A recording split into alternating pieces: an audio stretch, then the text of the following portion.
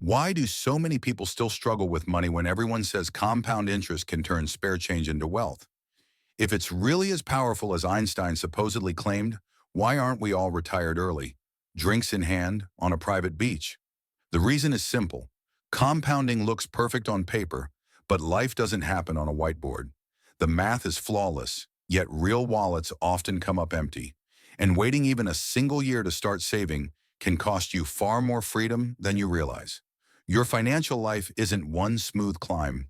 It bends and dips in ways the neat charts never show.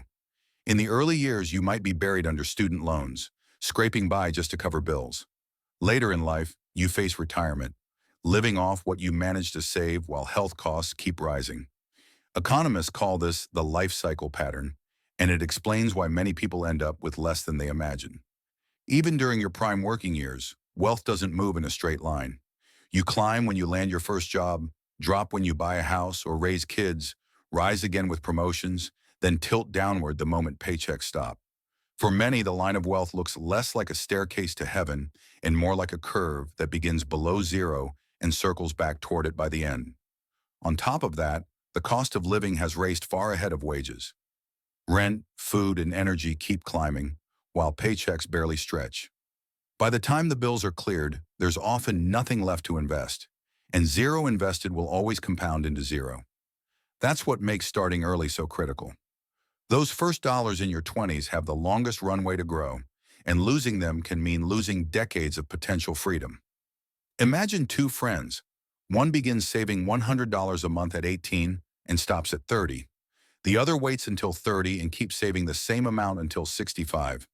Both earn the same average return, but the first ends up with nearly $200,000 more, even though she contributed a fraction of what the second did. That's the power of early money. Delay and you'll never catch up. Compounding, of course, cuts both ways. Invest consistently and it slowly builds into something massive. But carry high-interest debt and the same math destroys you. A credit card charging 20% doubles your balance every few years. Skip a payment and fees pile on, turning what could have been seed money for the future into a chain around your ankle. Before chasing higher returns, the first step is always to kill expensive debt.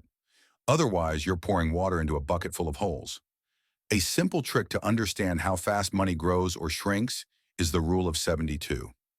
Divide 72 by the interest rate, and you'll know how quickly it doubles. At 8%, savings double in 9 years. At 24%, a payday loan doubles in just 3. It's not exact, but it's close enough to scare you into action. What makes this harder is that even disciplined savers are swimming against the current of the wider economy. Growth slows as resources are used up. Wages crawl while the price of assets, homes, land, stocks, keeps climbing. Those who already own assets see their wealth grow faster than the economy itself, while wage earners struggle just to stand still. When more money chases the same limited supply of homes, prices soar, landlords raise rents, and the apparent wealth that homeowners gain is drawn directly from the savings of those still renting. This is how wealth gaps widen year after year, not through magic, but through compounding that favors ownership over labor. So what can ordinary people do? The first and most important step is to start as early as possible, even if the amounts feel small.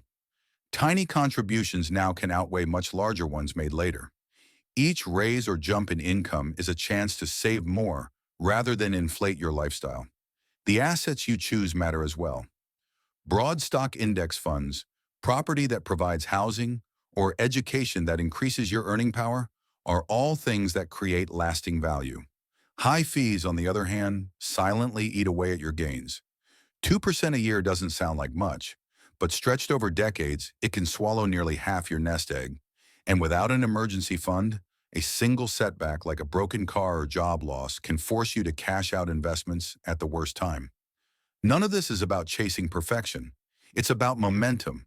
Compounding is like a snowball rolling downhill. At first it barely moves, then suddenly it grows unstoppable. Every year you wait is momentum lost. A year that snowball could have been rolling. Picture two futures. In one, you look back grateful you started early. Medical bills arrive and you can cover them. Children or grandchildren need support, and the money is there. In the other, you're staring at bills, wondering how the years slipped away so fast.